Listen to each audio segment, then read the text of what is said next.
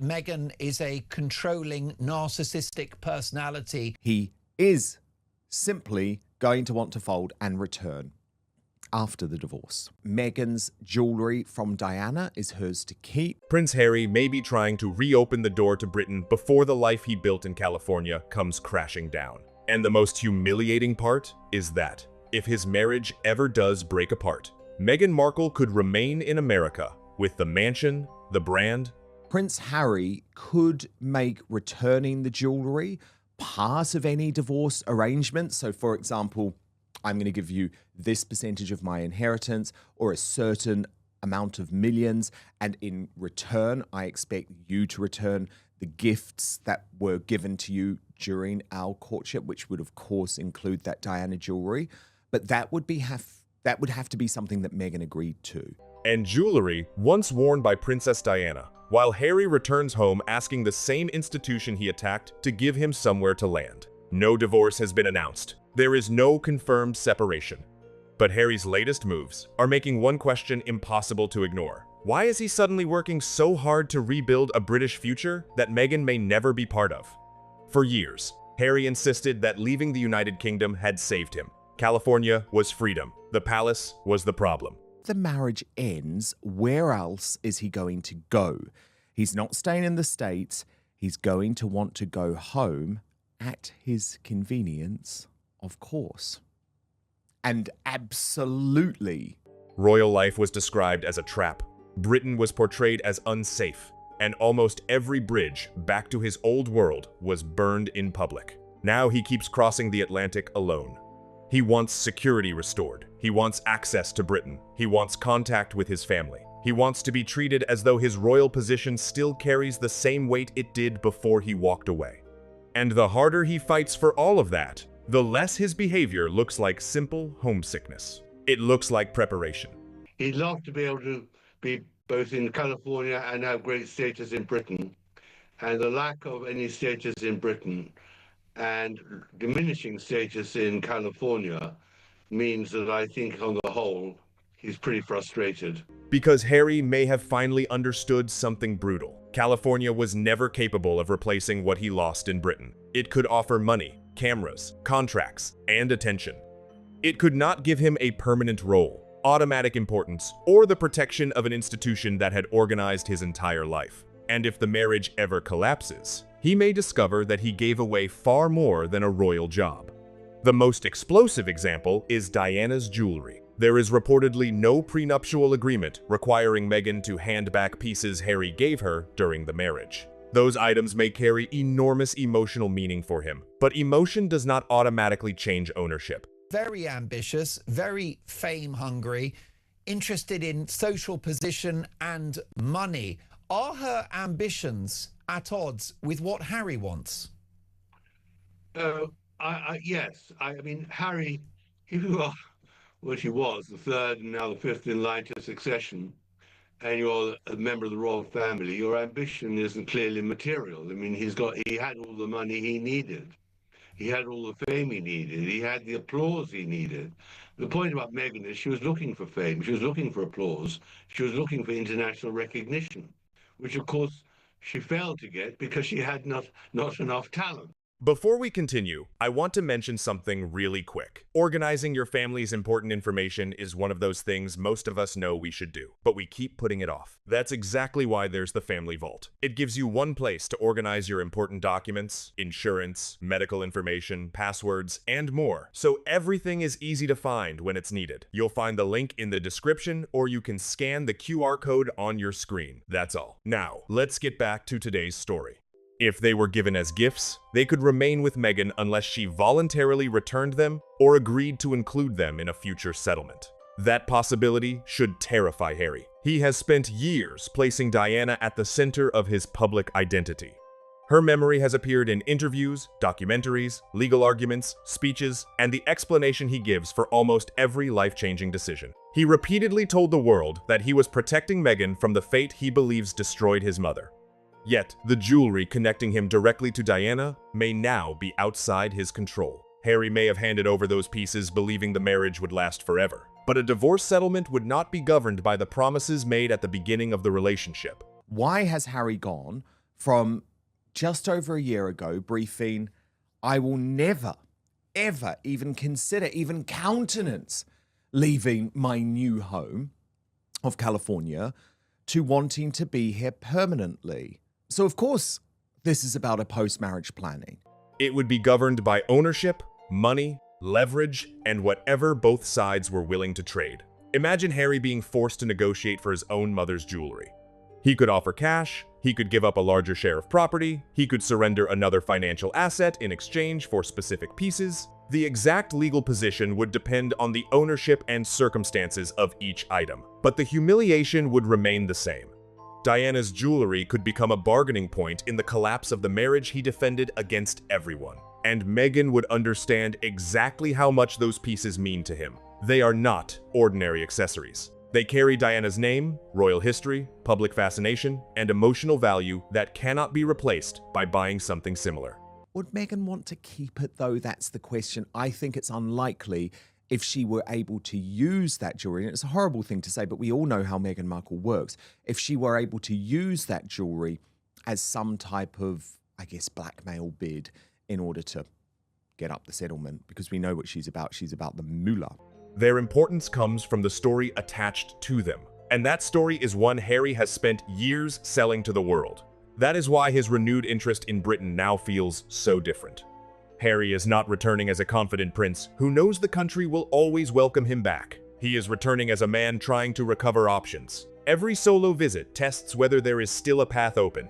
Every security demand is about more than one trip. Every possible family meeting tells him how much access remains if California stops working. Meghan is not standing beside him during this process. She is not walking through palace gates with him. She is not sharing the discomfort of his family contacts. She is not joining the court battles, the security arguments, or the repeated attempts to prove that Britain should still make room for him. Harry keeps coming back alone, and that matters. But worst of all for her is that she couldn't find huge fame and fortune on her own accomplishments. Her problem is she has very limited talent. She isn't a great actress, to say the least. She doesn't actually come across as someone of great warmth when she's not acting. There's no mystery about her. She is just a hugely ambitious, grasping person. It raises the possibility that he is not only repairing old relationships, he may be building a separate future, one that depends on Britain accepting him even if it never accepts Meghan again. Their positions could not be more different. Harry can still appeal to blood. He is the king's son. He can present himself as isolated, wounded, regretful, and desperate to reconnect. Time, illness, and family pressure could eventually create a private opening for him, even if a full royal restoration remains impossible. Meghan does not have the same route. A return involving her would immediately revive every interview, allegation, leaked conversation, public attack, and demand that followed the couple out of royal life. There is no realistic version of the old half-in, half-out plan waiting for her. And he himself wanted to leave Britain because she told him it was impossible for them to live happily in Britain. And for that, I blame her entirely. She cannot simply return for the glamorous events, keep full control of the cameras, continue her American ventures, and avoid the responsibilities that came with the position. That option disappeared years ago. Harry may still believe he can separate himself from the damage. Meghan's future depends on proving she no longer needs the institution at all. His value rises if he restores a connection to Britain. Her brand becomes weaker if the public believes she still requires royal access to remain relevant. One marriage, two completely different survival plans. Harry needs restoration. Meghan needs independence. He keeps moving toward the country they left. She keeps trying to turn Montecito into proof that leaving was a victory. Those directions may have coexisted while the major deals were flowing, and the couple could sell their escape as a global event. But that story is getting older, and the money attached to it may be getting harder to replace. It was only by marrying Harry that she became the global celebrity that she is. Her problem is she can't earn any money anymore. She made her money selling the dirt on the royal family, much of it, of course, in my view, invented, and now finds herself at an unfortunate crossroads where she can't raise money by work anymore, other than tawdry things like going to Australia and this health farm, and needs to find a new way for the rest of her life, a new source of income. Harry, on the other hand, could easily just have returned to Britain and be embraced by the royal family. Hollywood gave them a spectacular entrance, but it never created a stable new identity. In Britain, Harry entered a room as a prince before he said a word. In California, he became a streaming contract, a memoir, a lawsuit, an interview subject, and Meghan's husband. His royal name attracted attention, but the attention did not automatically turn into a permanent career. The couple could expose the palace once. They could retell the departure. They could describe private family pain. They could promise that the real story had never been heard. But they cannot keep escaping the same institution forever. At some point, the audience knows the story. The shock disappears, and another accusation produces less impact than the last. That creates a dangerous financial problem. Their lifestyle does not require ordinary success. It requires millions. There is the Montecito property, private security, staff, travel, public relations, legal bills, production costs, business launches. So there are huge regrets coming on Harry's side, but a lot of it is because, as you rightly point out, he is simply going to want to fold and return after the divorce. And the constant expense of maintaining an image built around global importance. They do not simply need to earn a comfortable living. They need enough money to support a life designed for two people who once expected royal-level protection and Hollywood-level income at the same time. The original streaming agreement made the future look limitless. The headline number created the impression that Harry and Meghan had secured permanent power in entertainment. But a reported contract value is not the same as endless cash. Projects have to be produced. Audiences have to care. Business partners have to believe the next release will be worth the cost. Some ideas disappeared. Others failed to transform the couple into entertainment figures who could exist without the royal conflict behind them. Their greatest commercial advantage remained the same institution they claimed they wanted to leave behind. Meghan's jewellery from Diana is hers to keep. There was no loan as part of this, and it is very likely that any divorce settlement would see her walk away with that jewellery. Meghan's lifestyle brand was supposed to change that. The polished photographs, celebrity packages, jam, flower sprinkles, wine, carefully controlled launches, and glamorous founder image were all designed to move her beyond the Sussex story. She needed a business that could generate attention and income under her own name, without waiting for Harry to reveal another family grievance. But launching a product is not the same as building a durable company. A celebrity gift can generate headlines. A limited release can create artificial urgency. An Instagram post can make the brand appear enormous for 24 hours. None of that proves customers will keep buying. Products will stay available, or the business will produce the level of income required to support their lifestyle year after year. That is the pressure Meghan faces. She actually sort of fueled his grievances. What happened until he met Meghan, he was quite happy in Britain. He sometimes obviously frustrated about not being able to land a stable relationship with a woman. But in terms of his status, he was much loved, very popular, and was doing very well. But when she got here and saw what fate awaited her in terms of being number two to Kate and not living in the luxury she wanted and having to obey the royal commands, she stoked constantly that he should feel aggrieved and should feel unhappy. Harry's pressure is different. He is still tied to Invictus, security disputes, legal battles, and the fading possibility of repairing his standing in Britain. Their professional lives no longer appear to be moving toward one shared destination. Meghan is trying to prove she can become more valuable without the monarchy. Harry is discovering that almost all of his value came from it. That imbalance becomes even more explosive when his security fight is examined. Harry has framed protection in Britain as a matter of danger, principle, and the safety of his family. But security also determines whether a long-term British life is financially possible. Private protection at his level can cost an enormous amount. Add hotels, controlled transport, staff, legal advice, and repeated travel, and every visit becomes an operation. If Harry is only planning occasional appearances, the expense is one problem.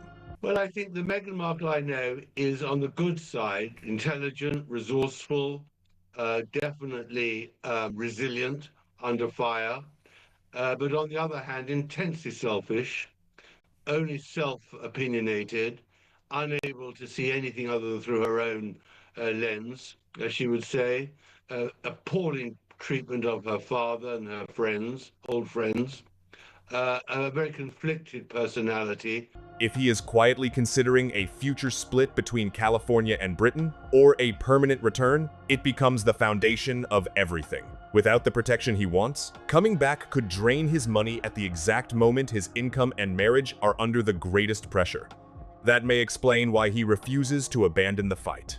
He may not only be arguing about what he believes was taken from him when he left, he could also be fighting for the ability to return if the life he chose no longer survives. Return for what? For his father? For Invictus? For public status? For a British home? Or for the day he realizes that there is no longer a place for him inside Meghan's American future?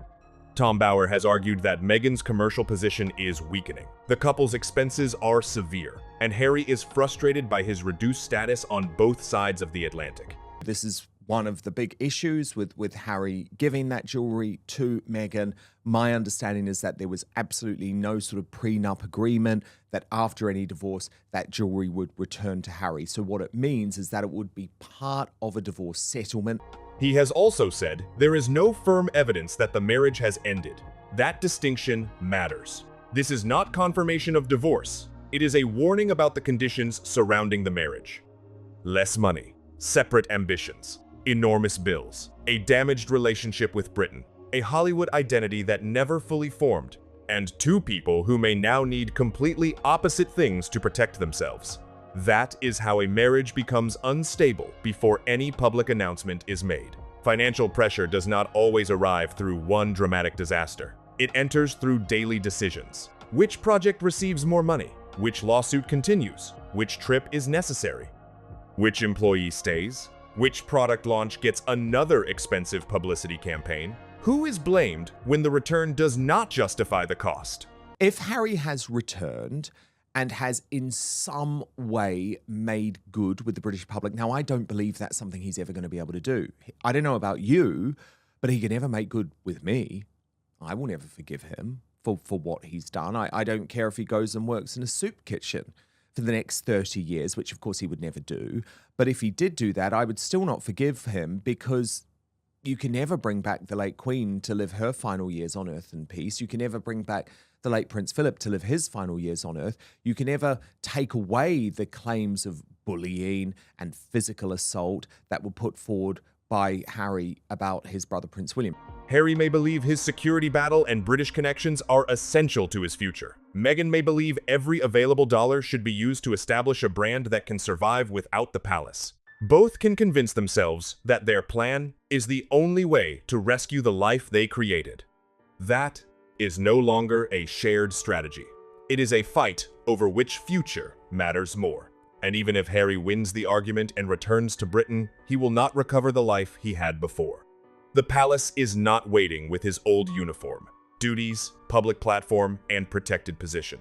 He left, revealed private information, and turned family conflict into commercial content. The institution has now seen how quickly a conversation involving Harry can appear in a book, documentary, interview, or legal argument. Trust will not be restored because he arrives looking lonely. He became hypersensitive and blamed the media for the crashes of his relationships, never thinking that they could have something to do with himself.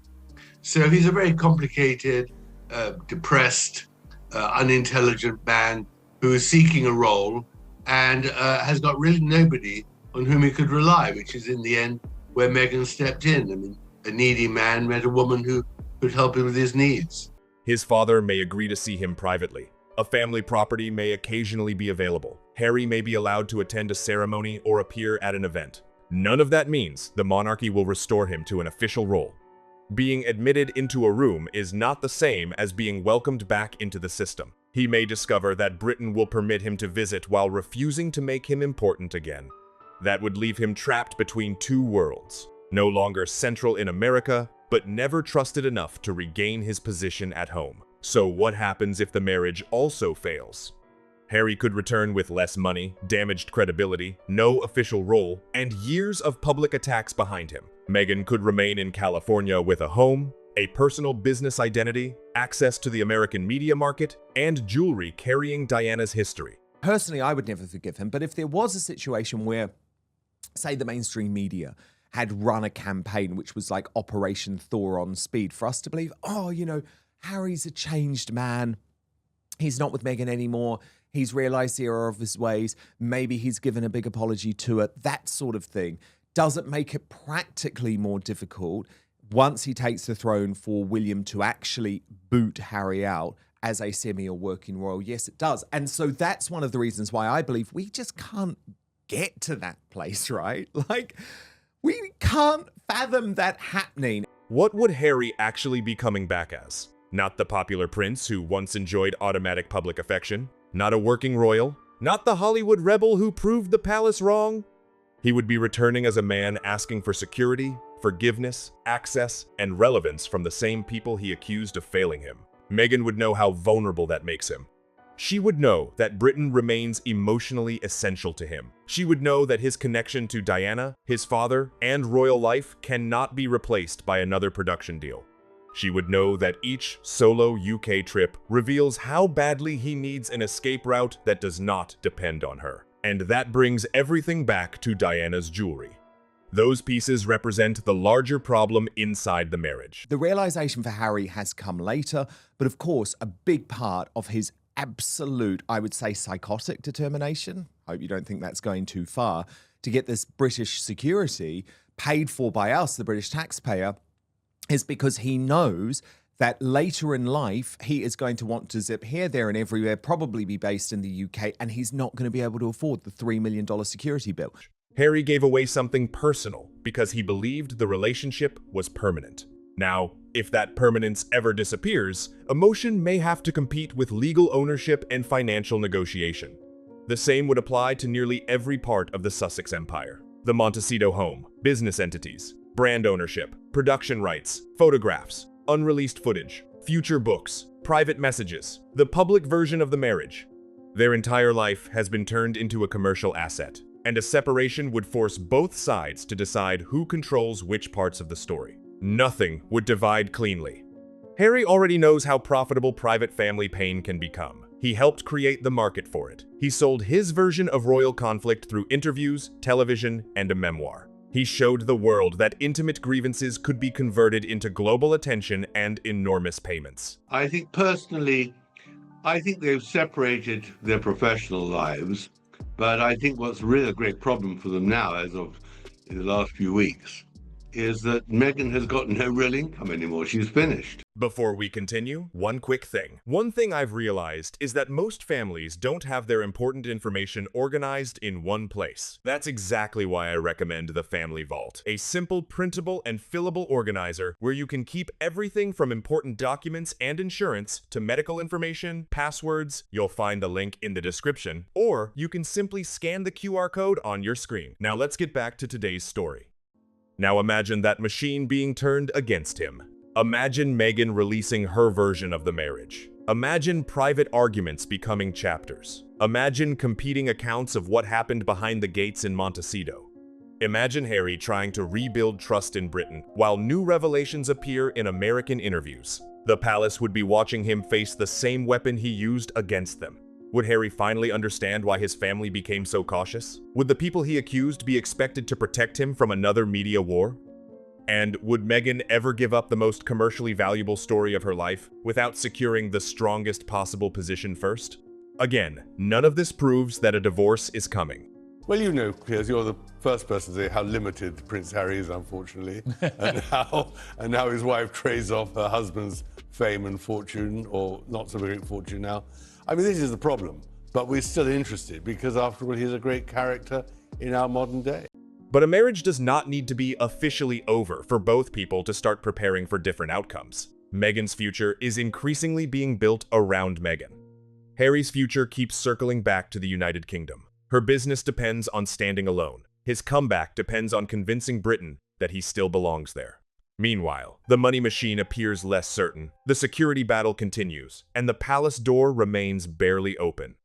Harry demanded freedom, but freedom came with enormous bills. He demanded independence, but independence removed the structure that had protected him from ordinary consequences. He tried to prove the monarchy needed him more than he needed it. Every year since leaving has made the opposite look more likely. Now he could face a choice more humiliating than anything he imagined. Remain inside a California life that may no longer deliver the status or income he expected. Of course, they are global characters, they're global celebrities. They've caused enormous damage to the royal family, and we're all fascinated how this is going to end. And that's the nature of my book. She's now paying the price of betrayal. Or return to Britain and admit that the institution he blamed was the only system powerful enough to give him a stable identity. Meghan may not face the same choice. She could remain in America, continue rebuilding under her own name, control her version of the story, and hold on to gifts that carry the memory Harry values above almost everything else. So why is Harry really rebuilding his British connections now? Does he simply miss his family? Or has he realized he may need somewhere to go without Meghan? Is the security fight only about safety? Or is it about making a future UK return financially possible? Harry always needed and loved Meghan. It was a marriage made in heaven for him. She obviously went into the marriage with other things in mind, namely fame and fortune and a glittering career in California. And if the marriage ever does collapse, would Meghan return Diana's jewelry willingly? Or would Harry be forced to sacrifice part of his settlement to recover pieces connected to his own mother? Harry spent years insisting that he escaped Britain to save his family. He may soon discover that he destroyed his route home before checking whether California could survive without the royal story that made him valuable in the first place.